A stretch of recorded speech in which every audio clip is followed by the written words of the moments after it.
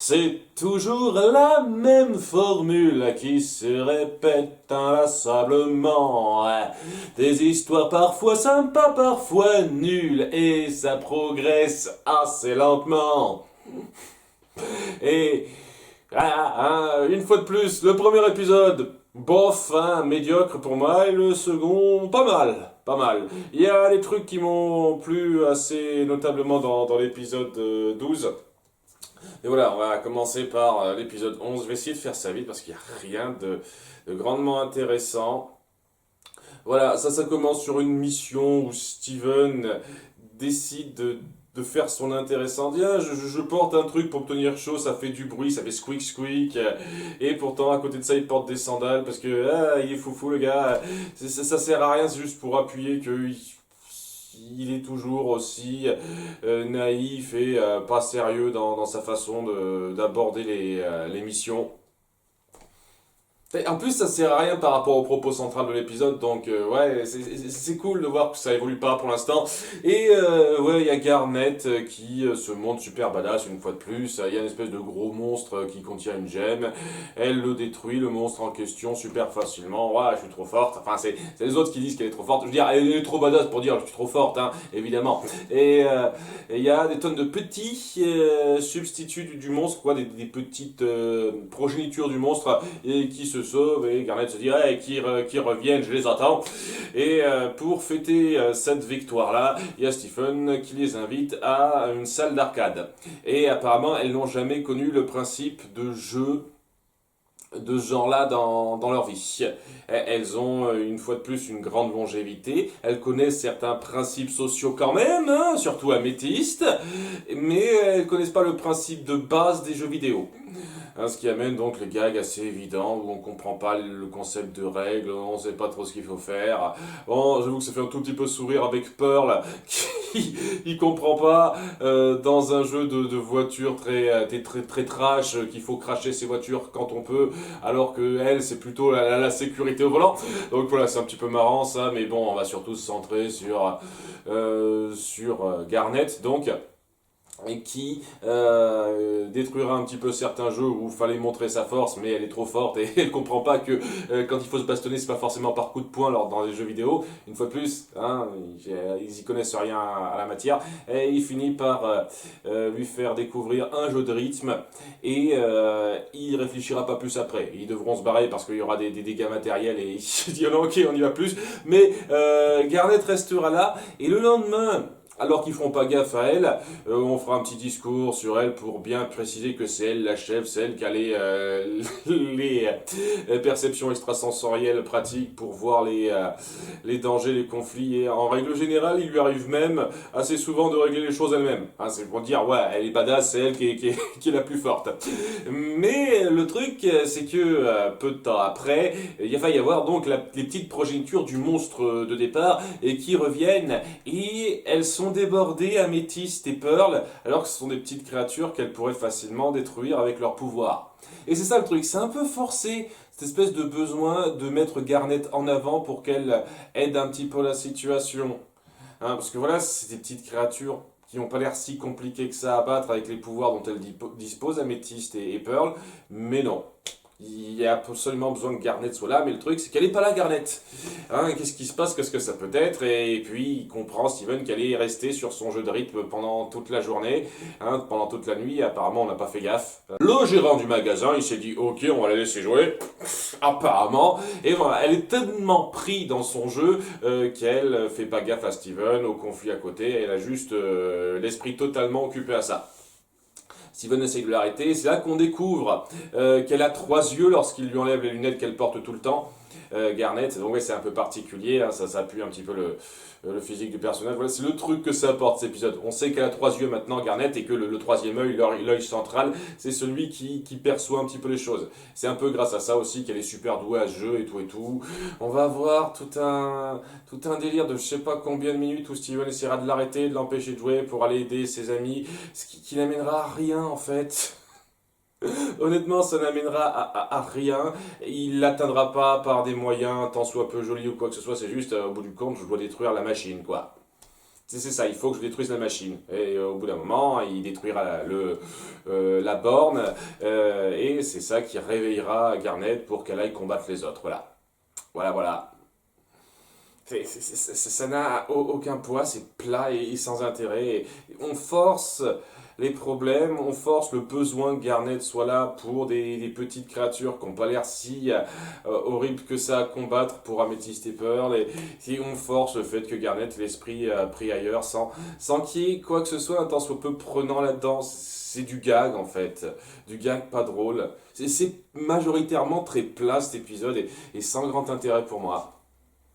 Ça se termine sur une note de fin qui m'a fait un peu sourire aussi. Voilà, le point positif que j'ai à retirer de cet épisode, c'est que ça fait sourire à deux trois moments. Donc, comme je dis, avec Pearl et son jeu de voiture extrême où elle a du mal à entrer dedans.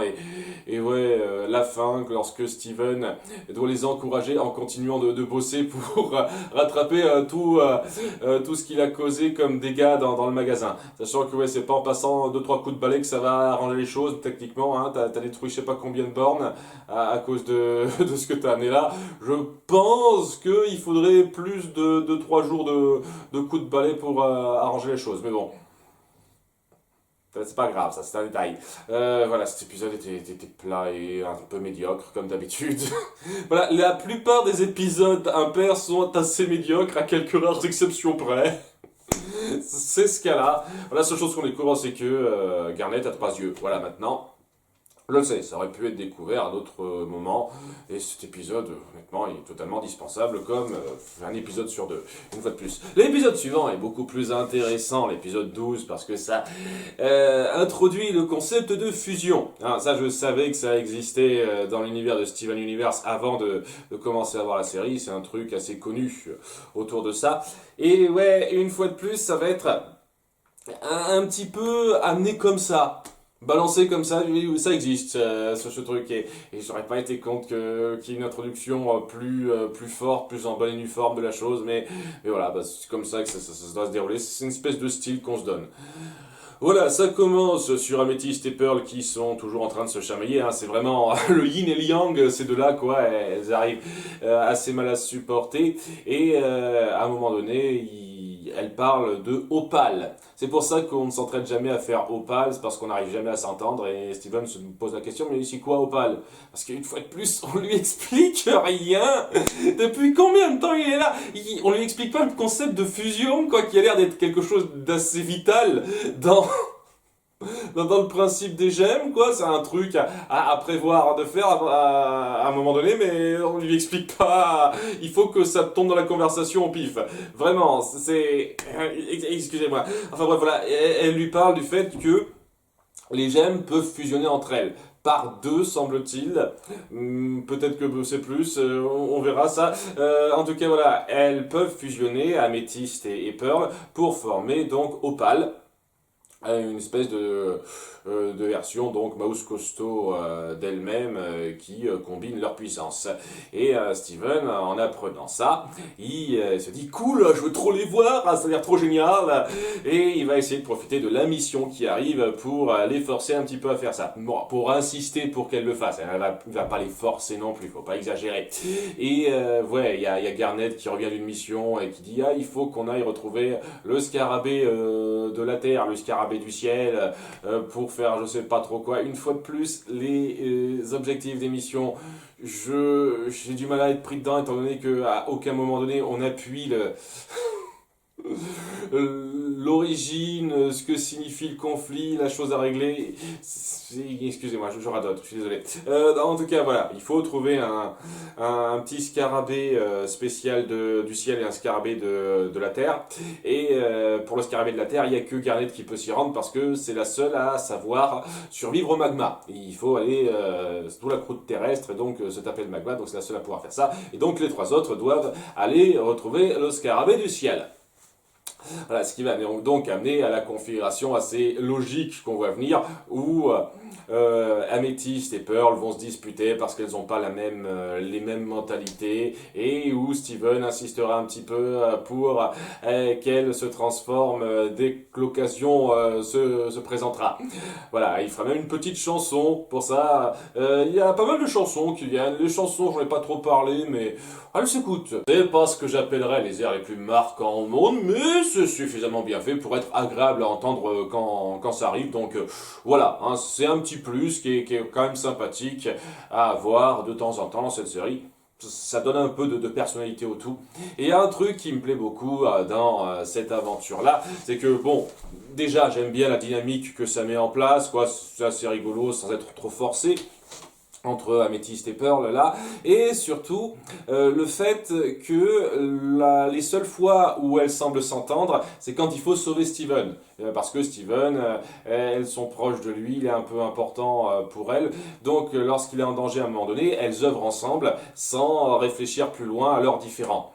C'est assez mignon, et dans un sens, je pense que si je devais, en tout cas pour l'instant, hein, résumer le positif de cette série, ce serait mignon, en un seul adjectif, mignon quoi. Il y a un côté mignon un peu particulier, un peu exceptionnel dans cette série que j'ai pas ressenti ailleurs, je trouve, qui la met un petit peu en avant de façon particulière, vraiment, et ce qui fait que en dépit des problèmes que j'ai avec une partie pas anodine, assez importante d'épisodes que je trouve assez médiocres, j'arrive pas à m'énerver face à ça parce que il y a une ambiance, il y a une relation de personnages, des liens entre personnages, des interactions entre personnages qui appuient une mentalité un peu mignonne dans la façon dont ils sont proches, dont ils interagissent ensemble,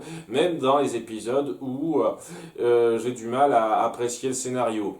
Et quand c'est bien mis en avant comme ça, ne serait-ce que dans l'épisode 7, ce me semble, oui, l'épisode 7, lorsqu'on met bien en avant ces interactions-là, ça peut atteindre un niveau très attendrissant. Et c'est ce que je ressens un petit peu aussi dans cet épisode, pas autant que dans l'épisode 7, mais dans cet épisode, ça reste plutôt mignon de voir ça, de voir ces deux filles qui se supportent pas, qui parviennent quand même à s'entendre dès lors que quelque chose d'important est en jeu, comme la vie de leur ami Steven, dont elles sont proches. C'est mignon, une fois de plus. Comme je le dis, je pense l'adjectif qui qualifie le mieux cette série pour moi.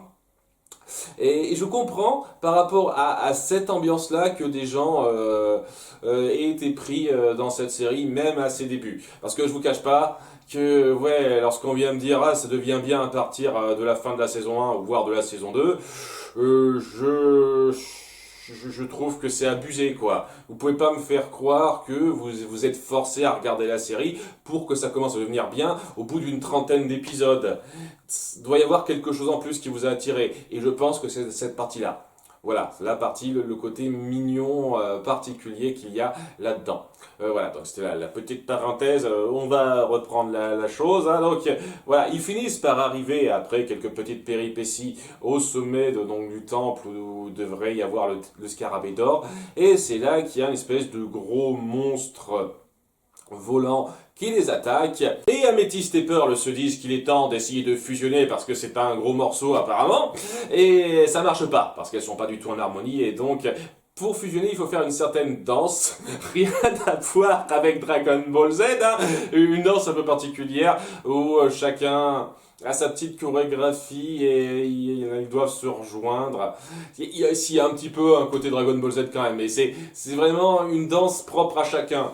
À chacune, enfin plutôt à chacun, puisque Steven participera là-dessus à un moment donné, je pense, mais voilà, c'est une danse propre à chacun, et ça donne un truc un peu particulier. Seulement pour l'instant on va pas trop voir ça, on va voir juste une bribe de ça, puisque la première tentative ne marche pas, elles sont pas assez en harmonie. Donc elles se tirent dans les pattes, elles n'arrivent pas à bien regrouper leur danse, et donc la fusion ne marche pas la première fois. Seulement Steven se fera avaler par l'oiseau géant à ce moment-là, et c'est ça qui les poussera à se donner à fond et à se transformer. Ce qu'on ne verra pas, ça se fera hors champ. ce qui est un petit peu dommage. Mais bon, j'imagine qu'on aura toute l'occasion de voir ça dans des épisodes ultérieurs, parce qu'on va suivre surtout Steven qui est à l'intérieur du ventre de la bestiole, où il trouvera le fameux scarabée du ciel. Ah, donc c'est un petit peu important de prendre ça en compte, quoi, même si on sait pas pourquoi c'est important, c'est quand même important pour la mission, donc c'est important d'avoir ça, et il finira par être sauvé par Opal, donc la version transformée d'Améthyste et de Pearl, et j'apprécie la créativité de design autour de ça, parce que ça essaye vraiment de mélanger les traits de façon harmonieuse. Et j'avoue que c'est bien rendu, elle est assez cool à regarder, Opal. Ouais, enfin bon, voilà, hein, grâce à ça, elles deviennent super fortes, elles se débarrassent de l'oiseau super facilement et sauvent Steven dans l'eau. Et après, ils reviennent en ayant sauvé la situation et voilà quoi, c'est une bonne petite aventure pour appuyer les liens entre personnages et présenter le concept de fusion qui honnêtement, je le redis, aurait mérité d'être présenté de façon un peu plus formelle plutôt que ah tiens ça existe maintenant. Voilà, j'aurais pas été contre ça, mais bon c'est dans l'absolu. On a joué sur ce principe de fusion de façon intéressante par rapport à Améthyste et Pearl dans cet épisode. Je vais pas non plus trop me plaindre. Et ouais, ça se termine sur Garnet qui félicite Steven d'avoir trouvé le scarabée et qui lui dit tu pourras faire de super fusions plus tard. Parce que oui, lui aussi il participera aux fusions. Hein, c'est la petite surprise de fin. Attends, moi aussi et tada, fini. Ça laisse donc pas mal de possibilités tactiquement, hein, si on voit le nombre de combinaisons parmi les 4. Bah, techniquement, s'il y a que des fusions par 2, ça fait quand même 6 fusions possibles. Hein, je vous laisse faire le calcul pour ceux qui connaissent. 6 fusions possibles, ce qui est quand même pas mal. Et si on va encore plus loin, si on peut faire des fusions à 3 ou 4, on peut aller jusqu'à 11 types de fusions, ce qui est quand même quelque chose, quoi.